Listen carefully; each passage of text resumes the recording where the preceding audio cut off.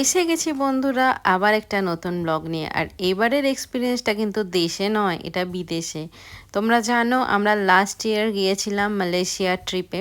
তো মালয়েশিয়ার ল্যাঙ্কাউইতে আমরা একটা ক্রুজ এক্সপিরিয়েন্স করেছিলাম। আজকে সেই এক্সপিরিয়েন্সটা তোমাদের সাথে শেয়ার করে নেবো। এই ক্রুজটা আমি ক্লুক থেকে বুক করেছিলাম আর রিয়েলি বেশ চিপ প্রাইসেই আমি পেয়েছিলাম। আমরা ক্রুজের জন্য একটু দেরিতে পৌঁছাই, যে জন্য আমাদের একটা স্পিড বোট নিতে হয়েছিল। তার জন্য we had to pay an extra, but that was fun. এই ক্রুজের জন্য কিন্তু আমাদের পাসপোর্ট শেয়ার করতে হয়েছিল ক্লুক থেকে কন্ট্যাক্ট করার পরে, এবং ওরা একটা ইন্স্যুরেন্স করিয়েছিল। We had to pay the insurance fees. এই স্পিড বোটে যাওয়ার মজাটা ছিল সত্যি আলাদা। আমরা যখন আমাদের ক্রুজটাকে দেখতে পাই আনন্দে পুরো মন ভরে গেছিলো। ফ্রেন্ডস, যদি তোমরা লাঙ্কাউই যাও অবশ্যই কিন্তু এই সানসেট ক্রুজটা নেবে। হ্যাঁ, অবশ্যই আমি বলবো সানসেট ক্রুজ। লাঞ্চ ক্রুজটা কিন্তু আমার অতটা ভালো লাগেনি। বেটার কি এই সানসেট ক্রুজ, মানে লাঙ্কাউইর বুকে সানসেট হয়ে যাওয়ার টাইমের ডিনার, সে তো অসাধারণ একটা এক্সপিরিয়েন্স। এছাড়া ক্রুজিংয়ের জন্য অনেক কিছু অপশান ছিল, বিভিন্ন রকমের স্পোর্টস, ডান্স, মিউজিক। ডেকটা ছিল ঠিক এইরকম। আমরা উঠে গিয়েছি আমাদের সানসেট ক্রুজটাতে।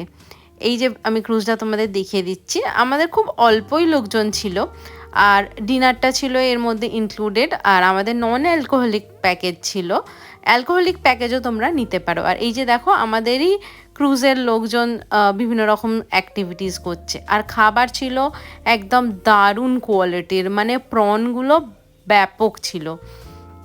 ক্রুজ যখন এগিয়ে যাচ্ছিল তখন লাঙ্কাউইয়ের ভিউটা ঠিক এরকম আসছিল। যত কাছে এগিয়ে আসছে তত সুন্দর। দেখো আরও অনেকগুলো ক্রুজ ঘুরে বেড়াচ্ছে। আর এই এক্সপিরিয়েন্সটা তোমরা অবশ্যই আমি বলবো করতে ভুলো না। দেশে বিদেশে যেখানেই যাই আমি বিভিন্ন রকমের এক্সপিরিয়েন্স করার চেষ্টা করি। ডেক থেকে যে লুকটা আসে না, সেটা অসাধারণ। তবে একটা কথা বলি, আমি কিন্তু একটা নতুন জিনিস এইবারে ট্রাই করেছিলাম।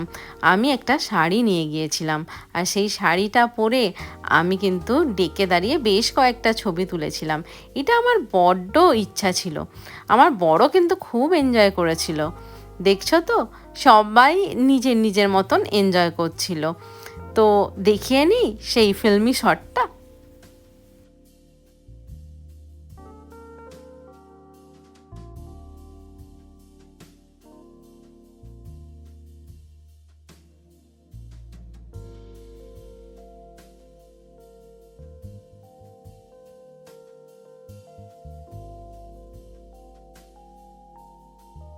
ডিনারটা সার্ভ করার পরে আমরা আপার ডেকটাতে চলে যাই। আর আপার ডেক থেকে ভিউটা অসাধারণ ছিল। ধীরে ধীরে ইভিনিং হয়ে আসছে আর লুকটাও চেঞ্জ হচ্ছে, মানে এত অ্যামেজিং এক্সপিরিয়েন্স কি বলবো।